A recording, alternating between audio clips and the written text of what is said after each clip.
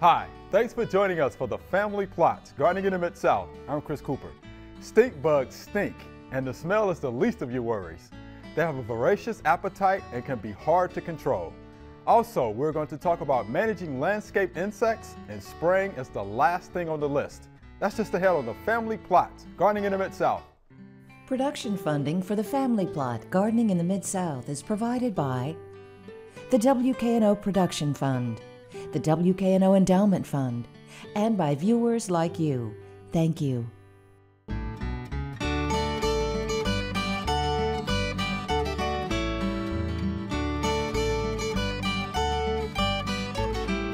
Welcome to the Family Plot. I'm Chris Cooper.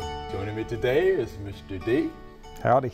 And Amy Dismukes will be joining me later. All right, Mr. D, let's talk about those stink bugs, right? Because they do stink, right? Stinking stink bugs, that's right. They do stink. They do stink. And that is a predator avoidance mechanism that they have.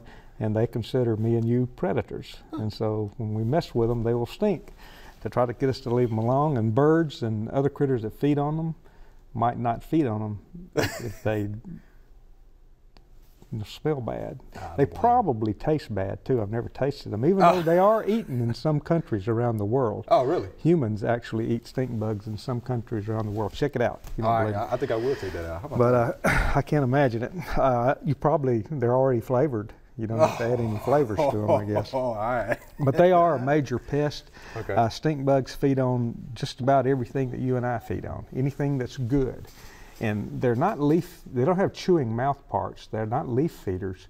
So it's not as easy to see the damage at first when they first attack, because they have piercing, sucking mouth parts, and they will stick their proboscis into fruit or beans or peas or tomatoes or pecans or anything that has juice and protein and things like that, and they will feed on it. And any time they do that, if it's real small, it destroys if it's a cowpea that they're feeding on, or southern pea or something like that, then the pea that they're feeding on is not any good for consumption.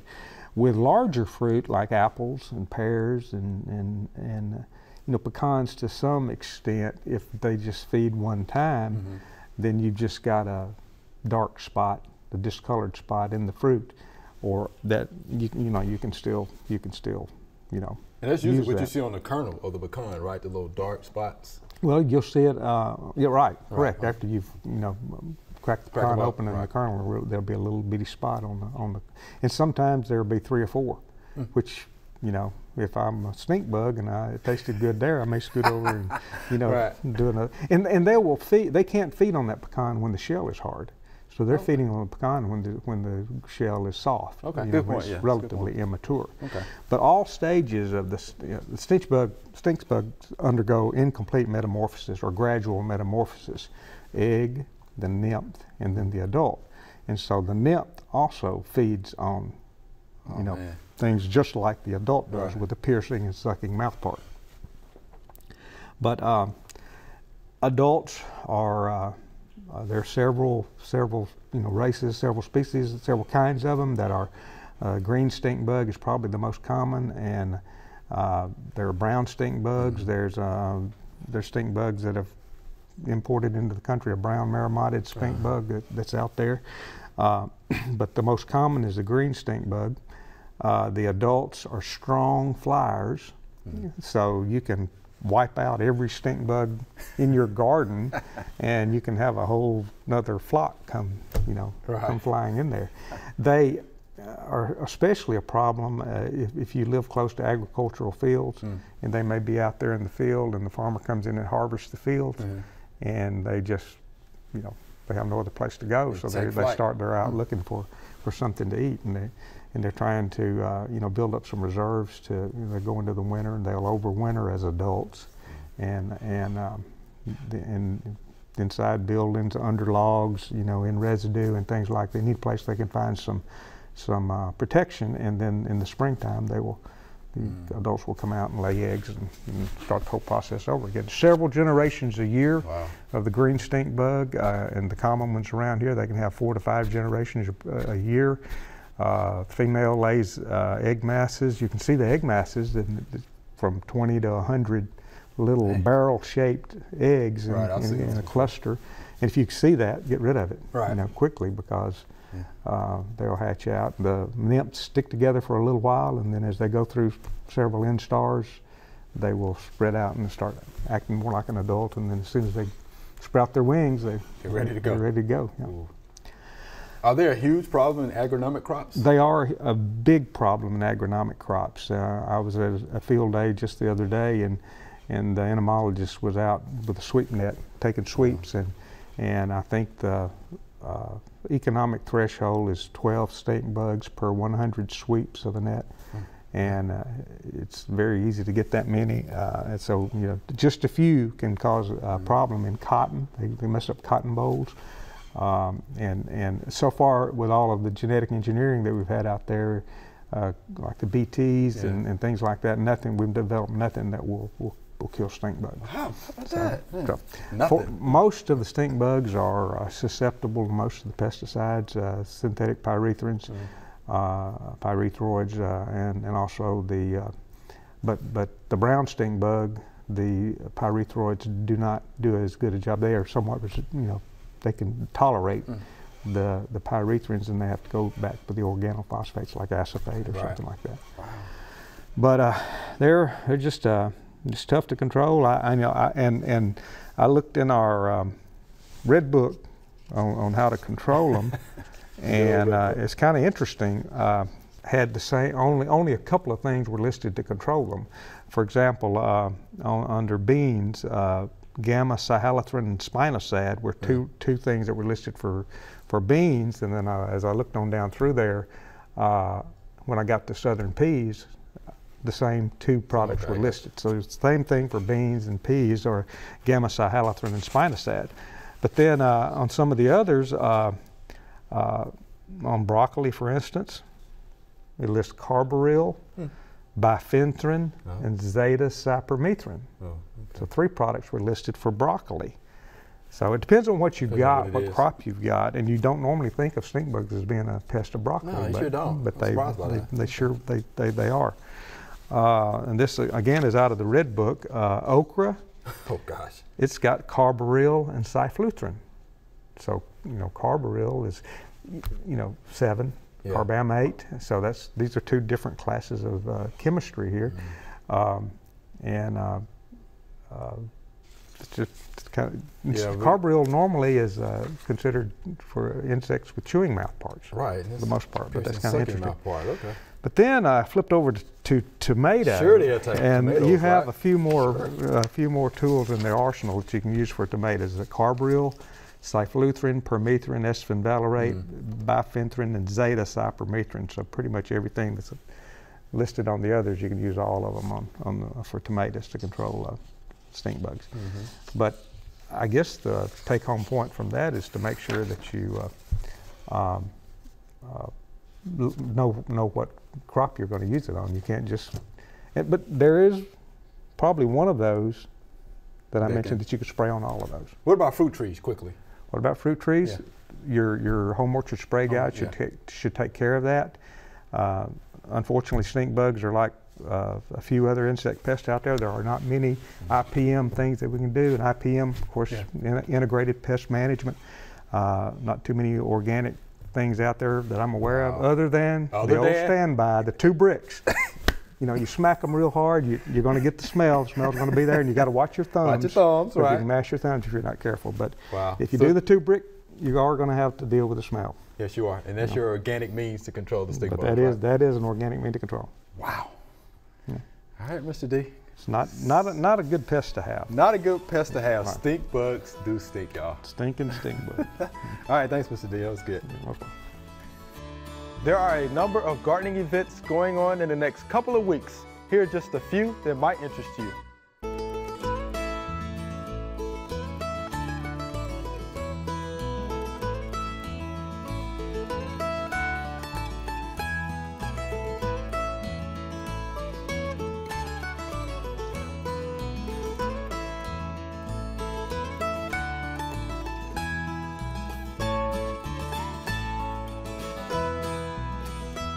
All right, Amy, let's talk about landscape insects. And let's first start with, what is IPM? We hear that term all the time. Yeah, that's a big fancy word, Yeah. basically, and it means integrated pest management. And the goal behind IPM is to not focus just on the chemical control method, but it's to utilize the other methods of control, because often chemical control may not be needed. Okay. So basically, what we want to do with IPM is we are going to first determine what's going on, number one. Okay, that's number one. Specifically with insects. So that would be the ability to be able to recognize insect damage from other disease or potentially human error or animal. My dog has flattened several grasses as of late, and I was trying to figure out what was going on, and now I know. Okay. But so recognizing what type of damage we might actually have going on first. Okay. And then when we move into the insect world, of course, it's obviously become very important with our pollinators. Sure. Pollinators are on the news right now, and many times we don't actually need to take control measures. So with that IPM, we have cultural controls, and that can be anything from keeping the weeds down, because insects also harbor in weeds. That's right. Weeds also compete for nutrients with your plants that weaken your plants, and therefore sometimes make insect infestation a little more feasible. Okay. We always talk about plants are like people. Sure. And the weaker the person, the more susceptible we are to issues, and same That's thing such with a the good plant. point. Such a good point. So, and then of course we have mechanical, which would be anything from pruning, proper pruning, to remove, let's say, a branch that may have insect eggs overwintering on it. Maybe just a little bit of diseased or destroyed tissue that may have some damage that we need to go ahead and get off. And then sanitizing the area to get up all of that possibly dropped leaf litter that may have overwintering eggs on it as well. That's right. And then we also have what we call the biologicals. And this is where it gets kind of fancy and scientific. Now, folks always like to ask about, well, I'm going to go buy ladybugs to put out in my yard. Now, here's the kicker. If you don't have a food source for the ladybugs, Guess what happens to them? they're going to leave. They're going to leave. So, what I usually tell folks is, why don't we start to look around and let's first see what type of beneficials we're noticing. But often, if we don't have a major infestation yet and we have beneficials present, they're going to do the job for us. That's right. So give them a chance. And that's pretty much where we move into developing or deciding if we need a chemical spray. It's determining our threshold of activity. And that needs to be the last thing that we The discuss. last right? thing. The last thing. Yeah. And even then, you don't have to go hardcore. Right. You know, we have these oil sprays, we have insecticidal soaps. We have what I call the good old coffee cup with water and a squirt of soap in there for Japanese Yep, beetles. just knock Boom, them in. boom, boom, boom, That's boom. right. And it works just great. It sure does. So that would be the last approach, would be the chemical approach, as to where we Good. determine what type of insect we actually have occurring before we jump in. I call that know before you go. Know before you go. Yeah. Okay. Now, what else do we need to know about plant material in our insects? With what's really, really important, and that kind of gets into it, and any extension agent can talk to you about it, or master gardeners, but there's different insect damage caused by different insects. Sure. And sometimes it can get a little bit confusing. And I did bring some trick samples here. Oh yeah, these are good But, samples. you know, we were talking about it before, and I'd say when we see holes in the leaves, we have many different things that can cause holes in the leaves. Now this right here, to be quite honest with you, I'm infatuated with this. I think this is phenomenal, and I wish I had a plant that looked like this. But we had a sample come in a couple of weeks ago in Williamson County, and they wanted to spray. This is just a small native leaf cutter bee that does not sting. It's not damaging the plant. It just takes a beautiful little perfect circle, and it'll use it to make nesting. So this is not something we would actually treat for. Right. Whereas if you didn't know, you might pull out that insecticide and start spraying blindly. Sure would. Now another one that I brought that is very interesting to me often. And a good one. Yeah. This is a great one, and Yes. we get this all the All the time. time. This is where it becomes really specific to know that host plant you're dealing with. This is actually not insect damage. Right now, we're looking at a bacterial pathogen on laurel. We know the host. We know what this damage looks like on laurel. We don't spray. That's right. Good. So Good. it gets just a little bit tricky sometimes, but then there are other instances. Let's say, we're going to use this piece as a nice example. We've got holes. These are getting to be rather large holes, okay? This is probably a little weathering, but when we flip it over to the other side, The telltale sign. How about that? what we have are some carpenter bees. Now, I'm going to tell you guys another trick as well. You hear about spraying for carpenter bees or pushing a little insecticide down in the hole. Heard that. Number one, don't caulk the hole. Right. My mother will kill me for saying this. But A lot I of people came do it, home, yeah. she caulks the holes, and the bee he's going to come back out. Right. So you now have 2 holes versus 1. But this is actually a shed from a piece of a shed that fell down because of carpenter bee destruction. Fell down. It fell down. It collapsed completely because the entire structure was covered in these guys, and a nice heavy wind came along and it crumpled to the ground. Impressive. Now, folks want to spray for this. Sure. Another story I'll give real quick. Dad used to impress us kids. Anybody knows about carpenter bees knows that the males don't actually sting. Right. So my dad was the superhero who used to kill carpenter bees with his hands when we were little. So if you get brave and you want to go about that way, you're welcome to do that. But we also have some perimeter sprays or barricades where we basically treat or seal the wood. And then again, we have carpenter bee traps now. Yes, and I've seen they some are of those. actually pretty effective, I have to say. So. And then we have time for a few more. Yeah, well, this is another really big one on the, let's say, Leland cypress, arbovita, any of those evergreens. Probably the only evergreen that I have not seen this guy on, I'd say, is pine trees. But we often get calls. I know you get them too. My evergreen tree is browning. It's turning brown. It's turning brown. I don't know what's going on. It's very gradual, not immediately. But it looks like it's bronze, then it gets a nice sheen to it, and then the entire branch browns out. Well, this is a tricky one. This guy is actually called the spruce spider mite. Well, we immediately want to try to treat for this, right? We do. Well, here's the kicker. The spruce spider mite's not active in the summertime. We're only active in the fall or winter. Cooler weather. Right. So this would be an example of something that we would actually wait, and we would wait and treat in the fall because the insect is not present. So there is no need. We are spraying for no reason.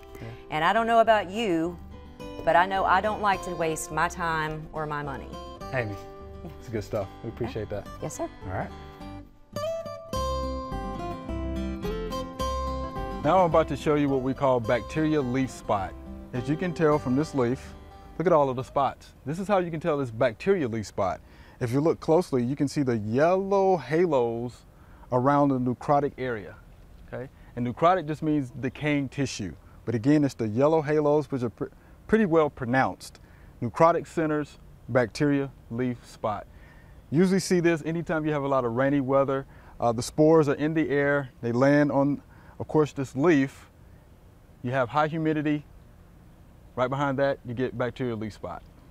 To control bacterial leaf spot, of course, you can use a copper-based fungicide or you can use Daconil. Please read and follow the label. All right, Mr. D, you ready for these? Let's do it. It's a Q&A session. These are real good questions we have here. Yep. All right, here's our first viewer email. What is this? I found it on my potted rose bush today. And this is from Miss Betty, Jonesboro, Arkansas. Do we know what that is? You know, I looked at that real close and I said, that looks like a dirt dauber's nest, but I've never seen a dirt dauber's nest on a leaf. And you told me that's what it is, mud dauber, right? It's the potted wasp nest. Okay, potted wasp. So it is a mud dauber? Yeah, it's actually related Okay. to the mud daubler. Okay. The potted wasp. Potted wasp. Okay. And that's the nest. And of course, you know what's inside of that. A little little baby. It's a little baby. Yeah. Right. And they're actually beneficial. Oh. So I wouldn't try to Spiders and caterpillars and things like that. Caterpillars for sure. Okay. Yeah, for sure. But I've seen them every now and then, in some of my ornamental plantings. But yeah, they're very similar to the mud dobblers. Yeah, I've seen you them. know about mud dobblers. and Yeah, I know dirt about mud. I grew up with mud daubers Right. in the barn. Yeah, Right, and of course it's in the Hymenoptera family. I learned that from you. that's right. Right. Hymenoptera. But again, it's a beneficial. Right. So I would tell the folks, don't go out there and spray anything for it. I mean, there's several Hymenopteras that are beneficial. Yeah, so when she hatches, she's going to take care of, your caterpillars for you and some of those other insect pests. So That'll just do leave the them alone. job. Leave them alone. Leave them alone. Consider them a little rose ornament. Right? A rose ornament. It kind of looks like an ornament, though, if you It look at it does, a little yeah. bit. Right. But just think about how they do that. I mean, they collect water and they collect dirt and put it all together to make that nest. Got to be some work involved there. Yeah. All right. So there you have it, Miss Betty. All right. It's the potted wasp nest Potted that you wasp. have there. All right. Here's our next viewer email. When is the best time of year to prune cone-shaped boxwoods? Also, because I would like them to remain the size they are presently, not to get taller, not to get wider, how severely do I prune? Do these shrubs need fertilizing? If so, what kind, how much, and when? This is from Shannon right here in Memphis. All right, Mr. D, the best time of the year to prune boxwoods. Guess when that is? It's not a fruit, so you got to It's not a fruit. you got to go with that. I go with it. I actually learned a little bit about boxwoods from Dale Skaggs over at the Dixon Gallery and Gardens. He would tell you that the best time to prune those would be late winter. Okay, just like fruit. Just like fruit. See, there you go. How about that? I could answer that. Late winter. Selective thinning, though, because most people, what do they do with boxwoods? Just, They shear them right over the top. They make the meatballs like Carol Reese says that she just does not like. and wherever you make a cut's where you initiate growth. That's where you initiate growth. So you need to go inside of the bush, cut it back to another branch, take it out that way. Selective thinning, okay? Now, as far as the fertilizing goes, what do you think we're going to say about fertilizing? I'd say soil test. Oh, man, you're good. We're going to soil test. I know, 32 years, man. Soil test. Don't guess, soil test. Don't get soil tests. Yeah, so come by, the extension office, get a soil test kit, test that soil. We need to know the pH. Better for it to be a little hungry than to be That's right. overfed. Right. Boxwood, acid-loving shrub, right? So we need to know the pH, and then they're going to give you a recommendation, right? A fertilizer recommendation. So we just go from there. And the best time to fertilize is going to be in the fall, right? Because we want to stimulate root growth. Okay. Right? So best time to fertilize again in the fall. But probably no nitrogen at that time. Probably no nitrogen at that time. No, it's no nitrogen at that time right. for sure. That's going to be later on in the spring. But Right. Yeah. So get your soil test. It will tell you what you would need to put down. This is an It'll tell you acid-loving when, shrub. where, and how much. When, where, how much. All right, so there you have it. Shannon, thank you for the question. All right, here's our next viewer email. Uh-oh, here we go with the tomatoes, right? Why do my tomatoes look healthy but aren't producing any fruit? And this is from Miss Beth right here in Memphis. All right, Mr. D, they look healthy. No fruit. My guess would be you're over fertilizing. Oh, that would be my guess as That would well. be my With guess. probably what? Nitrogen? Too much maybe? nitrogen. Too much nitrogen. If it's promoting vegetative growth, if you over fertilize, and if you over fertilize, you can sacrifice fruit, sacrifice blooms, and even on your flowering plants and things like that. Over fertilization, you just get a lot of leaves, and that's not good. How do you That would be my guess. Right, that's my guess. I'd have some questions here. I can't think of anything else All right. that unless you're doing something to hinder the pollination. I wonder if they're blooming. Are you getting lots of blooms and they're Yeah, not that's a good setting? question. Yeah. They're not a setting good blooms. So, but I would guess you're over fertilizing. Yeah, I would guess, too much nitrogen fertilizer. How would you correct that problem, though? Stop Just fertilizing. stop fertilizing. Yeah, slow down. Don't do it. I mean, with tomatoes, all you need is a teaspoon of nitrogen per every 30 days around a big plant. A teaspoon of 3400 and with something around that amount. So you don't need very much fertilizer. Okay. And you certainly don't need to continue going with P and K. If you in some of the fertilizers have more phosphorus and potash than they do nitrogen. And if you're continuing to do that on a regular basis, once a week or something like that, you know, then you can create some problems. Yeah. Tie up those nutrients. All right. Yeah. There you have it, Ms. Beth. Be careful out there with those tomatoes, all right? All right, Mr. D, thank you. That's got us. Good deal. That'll do it. Remember, we love to hear from you. Send us an email or letter. The email address is familyplot@wkno.org, and the mailing address is Family Plot, 7151 Cherry Farms Road, Cordova, Tennessee 38016. Or you can go online to familyplotgarden.com. That's all we have time for today. Thanks for joining us.